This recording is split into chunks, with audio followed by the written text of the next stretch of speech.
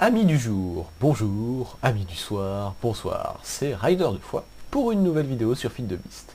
Et aujourd'hui, la première chose qu'on va faire, c'est faire le point. Donc, je dois dire que Applied énergétique, là, qui est le mode qu'on a utilisé précédemment, est vraiment ultra pratique. J'ai commencé à mettre en réseau pas mal de mes ressources, j'ai pas encore tout mis, faute de nombre de disques durs. C'est pas que je manque de place sur mes disques durs, c'est que j'essaye de faire un disque dur par catégorie, c'est-à-dire tout ce qui est précieux, les métaux, tout ça. Et donc j'ai pas encore assez de disques durs pour pouvoir tout stocker, donc j'ai stocké temporairement quelques trucs dans mes coffres encore, mais ça va bientôt changer quoi dès que j'ai assez de ressources. Et j'ai découvert un truc complètement overcheaté avec ce mode. Regardez bien, regardez bien. Oui, regardez. Là j'accède à mon inventaire. Voilà. Mais regardez, là je recule, je recule, je recule, et là, tada, j'ai mon inventaire en Wi-Fi, ce qui est excessivement pratique et un peu overcheaté entre parenthèses, mais ça il faut pas le dire. En fait, c'est ce qu'on appelle un ME Wireless Access Terminal.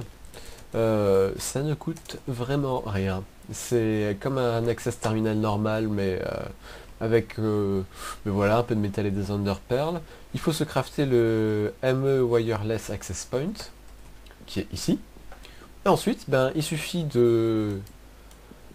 Vous allez voir, hop, d'aller dans son ME contrôleur et de linker sa carte et boum, on a un accès à distance à notre réseau d'informations. Bon, ça n'a pas une portée infinie. Par défaut, il y a 16 blocs de portée autour de chaque émetteur, donc il faut en mettre un peu partout dans sa base. Et personnellement, j'en ai augmenté la portée à l'aide de ces trucs-là, qui sont les wireless boosters, qui à chaque fois me donnent un de plus en portée, il y en a 16. Donc j'ai 32 de portée, je peux pas aller plus qu'à 32 de portée avec ces machins. Donc voilà, c'est assez sympa et un peu overcheaté. Donc, qu'est-ce qu'on va faire aujourd'hui? On va faire du minage. Et si vous avez vu ma précédente saison, vous n'êtes pas sans savoir que je déteste les quarries. Alors, première chose que vous devez savoir quand même si on fait du minage, non, c'est pas là. C'est que quand même, après avoir visité environ une quarantaine de donjons Mistcraft dans des mondes divers et variés, j'ai fini par trouver un Dense Ore. Regardez, le voilà. J'ai un Dense Ore et je me suis généré un monde Dense Ore qui est ici. Bon, on ira dedans plus tard parce qu'il est très instable. Et donc je vais pouvoir commencer à faire du minage. Et donc si vous avez vu ma précédente saison, vous n'êtes pas sans savoir que je n'aime pas les quarries. Donc on va pas faire du quarry aujourd'hui, on va faire autre chose. Vous allez voir tout de suite ce que c'est. Ce ne sont pas non plus des turtles parce que j'ai été assez dégoûté de Computer Craft. En raison des bugs qu'il y a eu sur la précédente saison aussi, avec les réinitialisations des turtles, tout ça. Donc on va se retrouver en créative après, mais avant tout, il faut quand même que je vous montre, j'ai énormément boosté ma production d'énergie. Regardez plutôt, j'ai 2 fois plus de générateurs qu'avant. Donc j'ai toujours 5 géothermal générateurs qui me fournissent en électricité dans ma maison. Donc ça me fait 100 EU par tick dans un MFE. D'ailleurs, au passage, pendant que je vous explique, je vais recharger mon jetpack.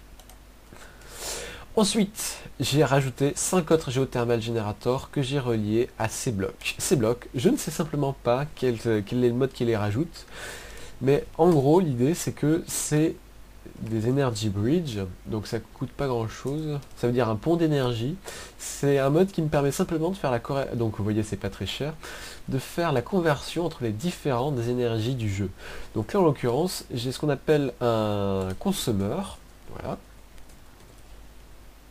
Donc là il y a tous les consommeurs. Consommeur ça veut dire que c'est les entrées, c'est l'énergie qu'on va avoir en entrée, en l'occurrence de l'énergie d'industrial craft, donc IC2 là, donc le low voltage et le medium voltage, voilà c'est celui-là que j'ai.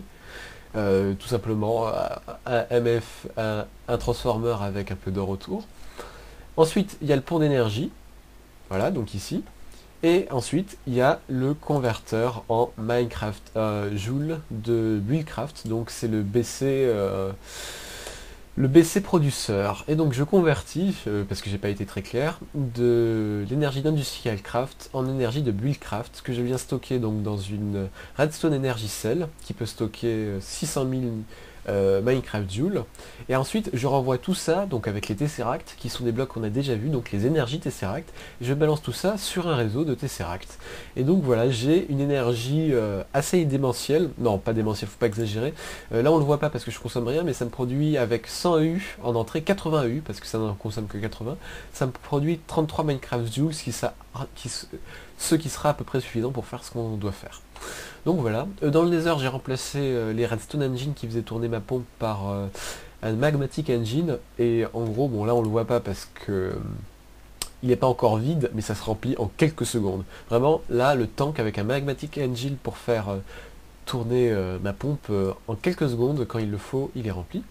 Donc maintenant, je vais reprendre mon jetpack, et je vais vous montrer, sans plus attendre, sans faire durer le suspense, ce qu'on va faire en créative, donc sur ma partie de test, pour que vous puissiez voir donc en quoi va consister ma machine à miner. Donc à tout de suite. Donc, comment va fonctionner notre machine à miner? Alors, grosso modo, elle va ressembler à un truc comme ça. Ça peut paraître très barbare, mais vous allez voir, c'est assez simple. Donc je vais en détailler le fonctionnement avec les petits stands qui sont là. Donc, avant tout, on a besoin d'énergie, et plus précisément de Minecraft Joule. Du coup, je l'ai montré sur la partie classique. J'envoie l'énergie à l'aide d'un énergie Tesseract. Et après, je vais avoir besoin que ma machine me réenvoie les items, donc les blocs qu'elle mine. Et du coup, je vais utiliser un item Tesseract pour qu'elle me renvoie les ressources qu'elle trouve.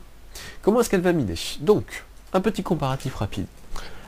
Le Quarry, qui est un bloc que j'aurais pu utiliser, est extrêmement cher à fabriquer à l'heure actuelle, puisque il faut du titanium dans sa recette, et j'ai vraiment la flemme d'en faire pour le moment. Donc, quelle autre machine on peut utiliser pour miner? Eh ben, j'ai trouvé le Mining Well. Mining Well, qui ne coûte strictement rien, 13 de fer au total, et qui est un bloc qui va simplement faire ceci. Boum! Il va miner tous les blocs qui sont en dessous de lui. Et donc si on le met à côté d'un énergie Tesseract, il va du coup pomper l'énergie, les Minecraft Joule de mon Redstone Cell, voilà, il en a un peu consommé. Et il va tout renvoyer donc via l'item Tesseract dans le monde réel. Et du coup, voilà, j'ai récupéré ma dirt. Le truc, c'est que avec Red Power, ce qui est génial, c'est que ces Mining Well, je vais pouvoir les bouger. Les bouger donc dans l'espace à l'aide des frames. Donc à l'aide de frames, qui sont ces blocs-là, qui forment des structures que l'on peut bouger ensuite, et de motor frame, qui permettent donc de bouger les structures des frames à l'aide de Blue Electricity de Red Power, et donc là de panneaux solaires et d'une base box. Je vais pouvoir bouger tout ça. Démonstration. Et voilà. Et là du coup, j'ai bougé mon Mining Well. Seul problème, donc là je vais l'alimenter en énergie, voilà, ah mince, j'ai oublié de configurer le réseau pour les items. Le seul problème, c'est que là, donc j'ai miné, et là je dis, je veux bouger mon Mining Well. Seulement, le truc, c'est que si je le bouge maintenant, voilà ce qui se passe. Le Mining Well a bougé, mais le problème, c'est que le minage n'a pas été réinitialisé. Pour le réinitialiser, du coup, je suis obligé de poser et de casser le Mining Well pour qu'il puisse miner de nouveau. Heureusement, encore une fois, Red Power, puisque ça c'est Red Power, les frames, permet de solutionner ce problème à l'aide des deployers, ceci, et des block breakers, ceci, qui sont des items qui respectivement peuvent poser et casser les blocs. Démonstration. Là, je vais casser mon Mining Well. À l'aide de tubes, je vais réinjecter le Mining Well dans le deployer, et je vais du coup pouvoir poser mon deployer. Et voilà, le problème est réglé. Le tout, c'est de faire une structure mouvante qui intègre tous ces aspects. C'est ce que j'ai fait là, donc dans un premier essai. Sur ma partie, elle va pas tout à fait ressembler à ça, entre autres. Elle va miner tout le terrain et pas en ré comme ça, bizarre. Donc, ici, j'ai un système avec deux moteurs, deux moteurs frame. Celui-ci, comme vous pouvez le constater, a une flèche qui est orientée par là. Donc, il va faire bouger la structure par là. Et le deuxième moteur va être alimenté très légèrement après, puisque je le délaye un peu, et va remettre en place le moteur qui se sera décalé. Donc là du coup j'ai un système qui me permet de faire avancer ma structure indéfiniment. Et de ce côté là, j'ai fait un circuit un peu barbare à l'aide de ces énergies tubes, et du système pour poser et prendre mes mining wells, qui va, à chaque fois que la structure va bouger, poser et prendre les mining wells. Seule petite particularité, je suis obligé de remplir l'inventaire des deployers, autrement les mining wells vont non seulement se vider dans les Tesseract, mais en plus dans les deployers. Du coup, j'ai été obligé de faire le double de mining wells, de sorte que l'inventaire des deployers soit totalement plein. Et sur ce, je vous fais une petite démonstration de mon système. Voilà, donc les mining wells sont posés, ça creuse. Ensuite, ça va casser les mining wells quand le timer sera fini. Donc ça c'est un state cell, ça me permet de séquencer le système. Voilà, ça arrive. Ça arrive. Ça arrive, voilà. Et là ça va bouger. Et voilà, ça va bouger. Et là ça va ruminer. Dans 3, 2, 1, maintenant. Et voilà. Et du coup, là j'ai une machine à miner infinie. Entre nous, ça m'a coûté énormément de ressources et en fait probablement plus que si j'avais voulu faire un quarry, mais du coup là j'ai quand même un système qui me donnera une infinité de ressources à l'érigie de mes quarry, non de mes turtles dans la précédente saison. Dernière chose, oui ce système n'est pas de moi, hein, il est de Direwolf, je dois bien le préciser. La seule différence avec celui de Direwolf, c'est que moi j'utilise 100% du Red Power. Lui il passe par du Computercraft pour utiliser les mining wells, mais moi je trouve ça plus fun d'utiliser du Red Power. Donc voilà, on va se retrouver dans ma partie et je vais construire tout ça en chair et en os, et puis on va l'essayer ensemble. A tout de suite. Voilà, j'ai donc fini de terminer de construire ma machine dans le monde réel. Je dirais que ça m'a pris plus ou moins 3 heures à vue de nez, mais je l'ai fait en plusieurs fois, hein. L'épisode je l'ai tourné en plusieurs jours. Comme vous pouvez le constater, à la différence de la machine en créa, elle a 2 têtes comment dire, de fauchage, entre guillemets, de minage. Du coup elle va miner de façon continue et non pas de façon assurée comme on l'a vu sur ma partie. Le moteur est ici, et je vais vous dire pourquoi la construction de cette machine a été assez hardcore. Voilà pourquoi. Parce que c'est un osé, et que je dois dire que j'ai pas réussi à avoir de Dense Ore plus stable que celui-là, parce que tous les autres, il y avait des World Eater ou des bêtises comme ça, et donc voilà. Du coup, la construction de cette machine a été assez épique, et je vais vite me remettre là avant de vous donner envie de vomir. La machine est théoriquement complètement finie. Je vais prendre le bouquin parce que je sais plus dans quel sens elle fonctionne et que si jamais elle me mange le bouquin, je dois dire que je suis cuit et je peux plus revenir dans le monde réel. Je vais l'allumer. Dans le monde réel, tout est prêt aussi. Il n'y a pas de raison. Donc on va tester en direct live. Je ne l'ai pas encore allumé, hein, c'est la première fois.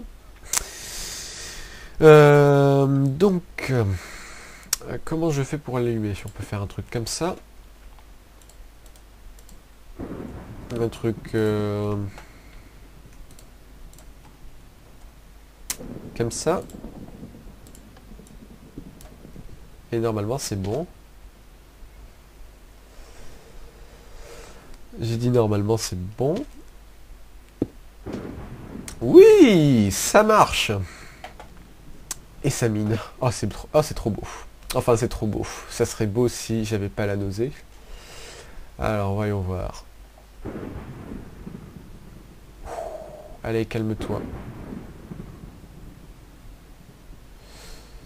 Bon, ça fonctionne. Alors théoriquement j'ai 40 secondes avant qu'elles viennent, que les mining wells viennent reprendre leur truc. Je l'ai calibré large pour voir si ça mine jusqu'à la bedrock, on va vérifier. Mais je vous reprends dès que ça a terminé de miner. Voilà, donc ça vient de s'enlever. Ça doit bouger. Est-ce que la machine va bouger ou pas?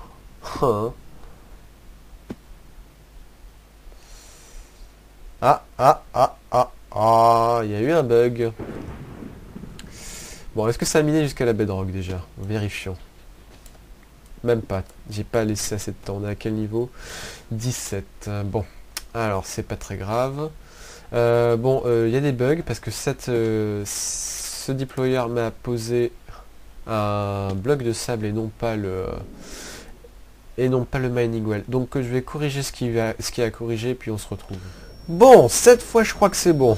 Alors du coup là il y a plein de têtes de minage qui n'ont pas été réinitialisées parce que j'ai fait plein de tests. C'est au moins la 3e fois que j'essaie de la faire fonctionner et que ça a échoué. Donc normalement là ça doit marcher. enfin j'espère, on n'y voit pas grand chose. C'est ça ou la nausée, hein, donc j'ai pas vraiment le choix. Donc on va bien voir si quand ça casse les têtes de minage, les mining wells, la machine se déplace ou pas. Roulement de tambour. Oui. Ah. Alors, la machine a bougé. Mais en fait, elle a cassé les mining wells après. Alors ça, c'est simplement un petit problème de séquençage. Bon, alors ça, c'est pas très grave. Ok, bon, on va considérer que la machine marche. On va aller voir... Il y a juste un problème de timer. D'accord, d'accord, ça va. Bon, ok, rendez-vous dans le monde réel pour voir ce que ça a donné. Voilà, donc j'ai terminé de corriger les bugs. Donc voilà la petite installation que j'avais fait dans le monde réel temporairement. Donc avec un diamond pipe pour filtrer tout ce qui va pas et tout envoyer dans un void pipe. Et voilà ce qu'elle m'a rapporté, ne serait-ce que sur la période de test. Oh ben ça va.